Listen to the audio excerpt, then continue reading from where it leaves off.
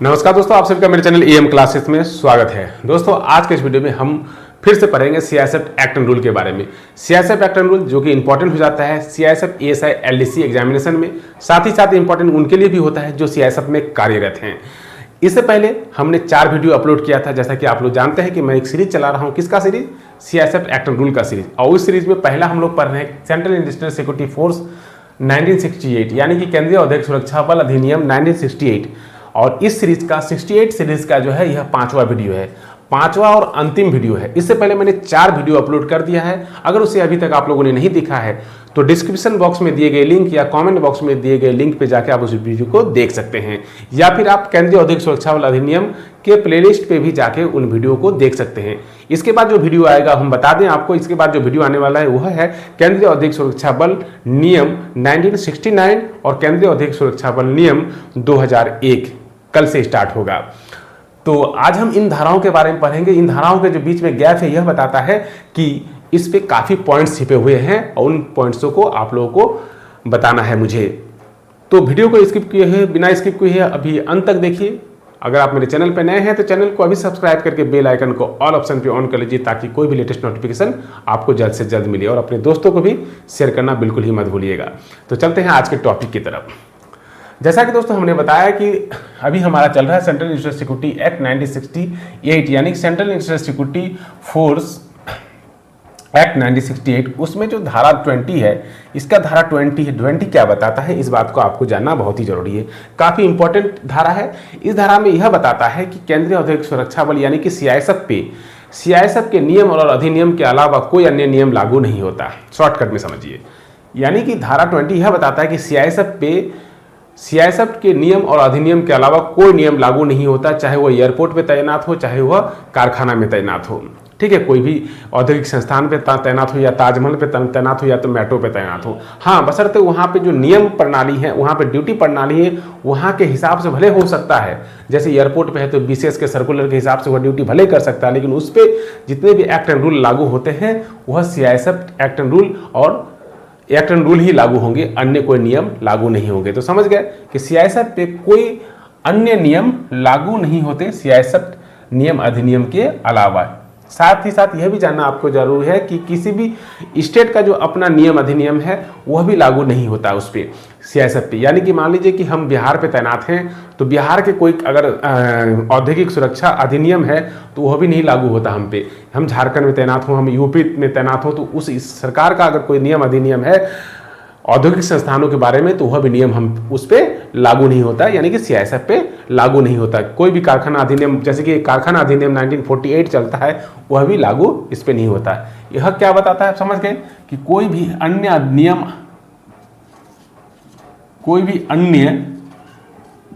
नियम और अधिनियम लागू इस पे नहीं होता। ठीक है, लागू नहीं होता। तो क्या लागू होता है?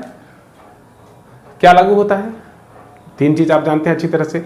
सेंट्रल इंडस्ट्रियल सिक्योरिटी एक्ट 1968 लागू होता है, सेंट्रल इंडस्ट्रियल सिक्योरिटी रूल 1969 लागू होता है, सेंट्रल इंडस्ट्रियल सिक्योरिटी रूल 2001 लागू होता है इस पे। ठीक है, क्लियर है कि कोई नियम और अधिनियम लागू नहीं होता है। क्लियर। अब धारा 21 में आते हैं। धारा 21 में भी काफी चीजें हैं, इन चीजों को आप ध्यान में देखिएगा, ये आपके ड्यूटी से भी संबंधित है।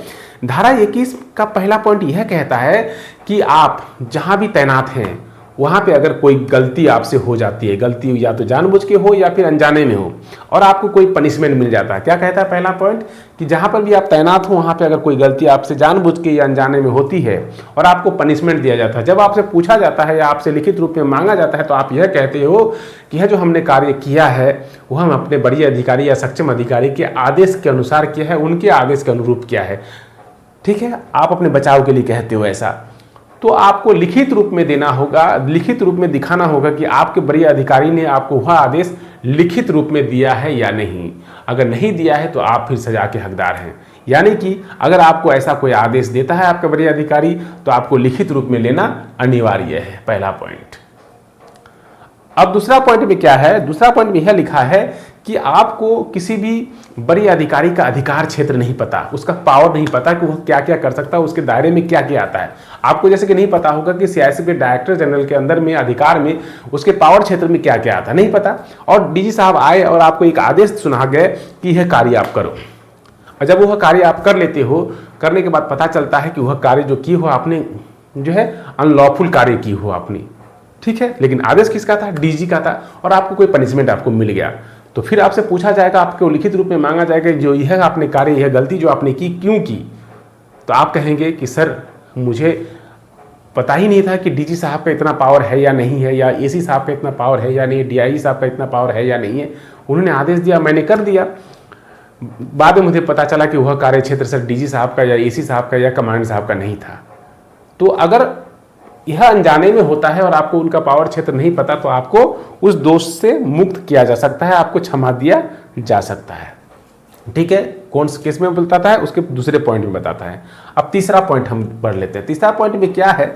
तीसरा पॉइंट कहता है किसकी, धारा 21 का तीसरा पॉइंट यह कहता है कि किसी भी बल के विरुद्ध, किसी भी बल के सदस्य के विरुद्ध न्यायालय पे आप कोई मुकदमा चला सकते हो, ठीक है, न्यायालय पे कोई मुकदमा चला सकते हो, उसके विरुद्ध चला सकते हैं, लेकिन वह मुकदमा जो जिस दोष के लिए आप चला रहे हो, जिस घटना के लिए चला रहे हो, उस घटना के 90 दिन के अंदर होना चाहिए।